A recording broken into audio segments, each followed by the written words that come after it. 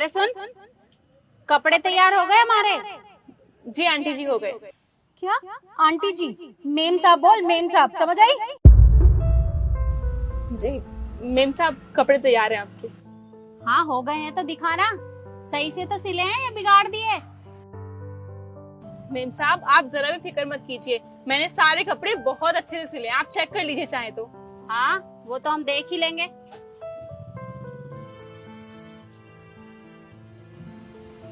लगता है अच्छे सिल रखे हैं। और ये कपड़े भी तो देने हैं ना? हाँ। अच्छा मेम साहब इनके पैसे? पैसे? अरे कहीं भाग के जा रहे हैं? पैसे दे देंगे। और वैसे भी कुछ दिनों में ना मेरी बहन की शादी है, तो वो सारे कपड़े भी तो हम तुमसे ही सिलवाएंगे ना, तो तभी कर देंगे हिसाब। ये तो बहुत अच्छी बात है। कौन से कपड़े सिलने हैं? अरे ये बैग दिखाई नहीं दे रहा तुझे? उठा इसे। जी मेम साहब वैसे ही कपड़े। अरे तेरा दिमाग खराब है क्या? तुझे पता है इसमें कितने महंगे कपड़े हैं? अगर खराब हो गए तो तेरा बाप भरेगा पैसे। मेम साहब गलती से गिर गया, मैं उठा देती हूँ। गलती से गिर गया? आप फिक्र मत कीजिए, आगे से ऐसी गलती नहीं होगी, मैं संभाल के रखूंगी। अगर इनमें से एक भी कपड़ा खराब हुआ ना तो पैसे नहीं मिलेंगे इनके, समझी? जी मेम साहब मैं ध्यान रखूंगी। आप ये बताइए कि आपको कपड़े कब तक चाहिए? ये कपड़े हमें 10 दिन के अंदर चाहिए। सिल देगी ना? 10 दिन के अंदर? मेम साहब ये शादी वाले कपड़े हैं, इन्हें सिलने में कम से कम 20 दिन का टाइम लगेगा, और अगर 2-4 दिन कम भी कर देते हैं तब भी 10 दिन तो बहुत कम हो जाएंगे। मेम साहब आप थोड़ा सा टाइम और बढ़ा दीजिए ना। देख मैं तुझे सिर्फ 10 दिन दूंगी, अगर 10 दिन में सील पाती है तो ठीक है, नहीं तो टेलर और भी है हमारे पास। नहीं नहीं मेम साहब आप तो बुरा मान गई, मैं आपको 10 दिन में सिल के दे दूंगी। ठीक है, और अच्छे से सिलना। एक भी कपड़ा अगर बिगड़ा ना तो देख लेना, इन किसी भी कपड़ों के नहीं मिलेंगे पैसे। जी मेम साहब मैं अच्छे से सिलाई करूंगी। चल बेटा।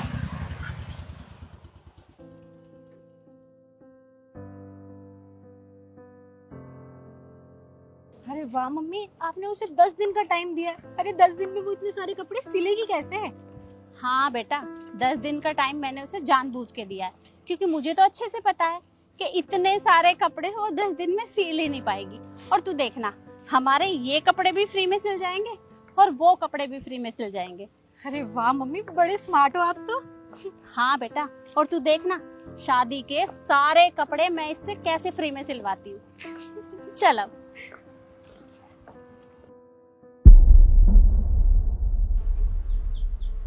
अरे वो लड़की क्या कर रही है? मेम साहब पढ़ाई कर रही हूँ। अच्छा पढ़ाई वढ़ाई छोड़, कपड़े तैयार हो गए हमारे? हाँ हाँ कपड़े तैयार हैं आपके, वो भी सारे, अभी देती हूँ। अरे मम्मी, आपने तो कहा था कि ये कपड़े नहीं सिल पाएगी, इसने तो पूरे 10 दिन में कपड़े सिल दिए। अब हमें इसे पूरे पैसे देने पड़ेंगे। तू रुक, मैं कुछ करती हूँ। मेम साहब आपके कपड़े सारे सिले हैं मैंने, वो भी अच्छे से। हाँ हाँ ठीक है, खराब तो नहीं किए ना, अच्छे से तो सिले है ना? हाँ हाँ मेम साहब बताया ना मैंने, एक भी कपड़े खराब नहीं हुए, सारे अच्छे से सिले हैं, आप चेक कर लीजिए। हाँ हाँ वो तो हम घर जाके चेक कर ही लेंगे। चल बेटा। अरे मेम साहब पैसे? पैसे? अच्छा हाँ, कितने पैसे हुए? वो जो पहले आपने सिलवाया था सूट, उसका और इसका मिला के हो गए 8,000 रुपए। क्या 8,000 रुपए?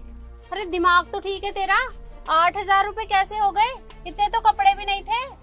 मेम साहब आप ये कैसी बातें कर रही हैं, आपको पता भी नहीं कि कितनी मेहनत की मैंने इन कपड़ों में, और वैसे भी बाहर से सामान लेके आना पड़ता है, स्टोन लगाने पड़ते हैं, लेस वगैरह लगानी पड़ती है, वो भी सामान खरीद के ही आता है, तो बहुत पैसे लग जाते हैं।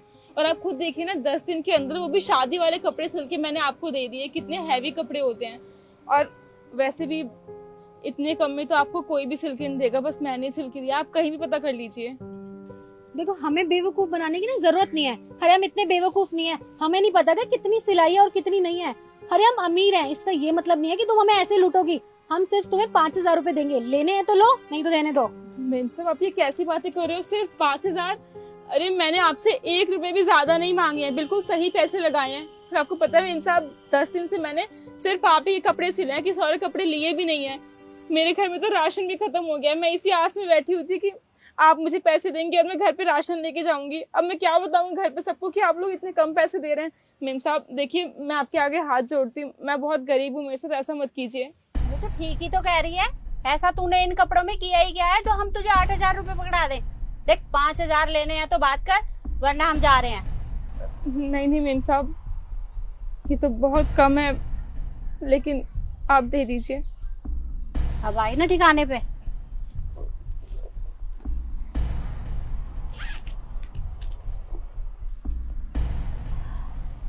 अरे बेटा, पैसे तो मैं घर पे ही भूल गई। अच्छा एक बात बता, यहाँ कहीं आसपास एटीएम है? हाँ मेम साहब, है ना एटीएम। आप यहाँ से सीधा जाओगे और उल्टे हाथ पे मुड़ जाना, वहीं पे एटीएम है। अच्छा ठीक है, तू रुक, हम अभी थोड़ी देर में आते हैं। जी मेम साहब, पर जल्दी आइएगा। हाँ हाँ, आ रहे हैं अभी। चल बेटा।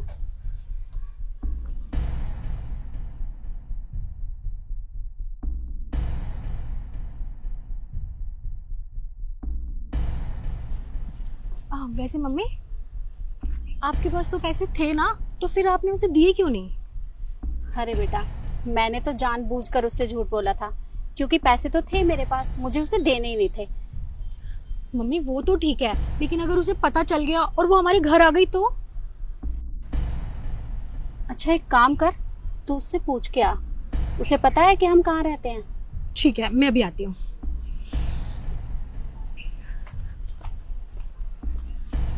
ओए लड़की, तुझे पता है कि हम कहाँ रहते हैं? नहीं मेम साहब, मुझे कैसे पता होगा? आप लोग पहली बार ही तो आए थे मेरे पास, मैं नहीं जानती आप कहाँ रहते हो। क्यों, कोई दिक्कत है क्या?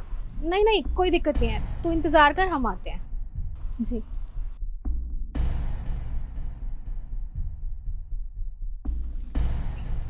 अरे मम्मी, आप तो सही कह रहे थे, उसे तो पता भी नहीं है कि हम कहाँ रहते हैं। सही है, हमारे तो पैसे भी बच गए।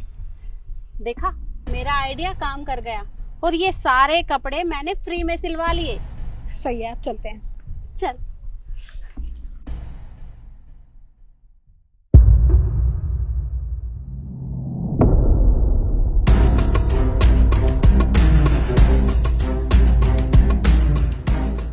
अरे तुम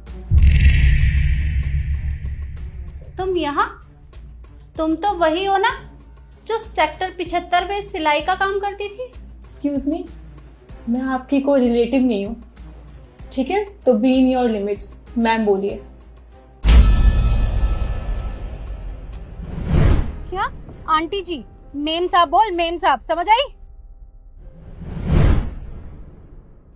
सॉरी मैडम। मैडम वैसे आप यहाँ कैसे? शायद आपने यहाँ आने से पहले बाहर बोर्ड नहीं चेक किया। ये आईएएस ऑफिसर का ऑफिस है। आप लोग यहाँ पे क्यों आए हैं, आप बताइए। वो मैडम, हमें कंप्लेंट लिखवानी थी। वो क्या है ना, मेरी बेटी ने एक कंपनी के साथ इन्वेस्ट किया था और वो कंपनी फ्रॉड निकली। वो इसके पैसे लेकर भाग गई। हमने थाने में रिपोर्ट भी लिखवाई थी, पर वो बड़े लोग हैं ना, तो वो हमारी सुनवाई नहीं कर रहे, तो इसलिए हम आपके पास आए थे। आप हमारी मदद कर देती तो अच्छा होता। मैम, हम आपके पास बहुत उम्मीदों से आए हैं। वो क्या है ना, मैंने बैंक से भी लोन ले रखा है, और अगर मुझे वो पैसे वापस नहीं मिले ना, तो हम लोग रोड पे आ जाएंगे। प्लीज हमारी मदद कर दीजिए। एक्सक्यूज मी, आपने क्या कहा? आप मेरे पास बहुत उम्मीदों से आई हैं। यू नो व्हाट, आपको उम्मीद का मतलब भी नहीं पता है। उम्मीद वो होती है जो मुझे आप लोगों से थी उस दिन। अरे मैं पूरी रात वहां बैठी रही इस उम्मीद में कि आप लोग अभी आएंगे और मुझे पैसे दे के जाएंगे, लेकिन आप लोगों ने क्या किया? आप लोगों ने मेरे सारे पैसे रख लिए। वो मेरी मेहनत की कमाई थी जो आपने मुझे नहीं दी। वो कहते हैं ना, जैसा करोगे वैसा भरोगे। और आज मैंने और आपने दोनों ने ये चीज देख ली। जैसे आप लोगों ने मेरे साथ फ्रॉड किया उस दिन, आज वैसे ही आपकी बेटी के साथ भी फ्रॉड हुआ। और आंटी जी, आप लोग सोच रहे होंगे ना कि मैं यहाँ पे इतनी बड़ी पोस्ट पे कैसे आ गई। अरे मैडम कैसी बात कर रही हैं?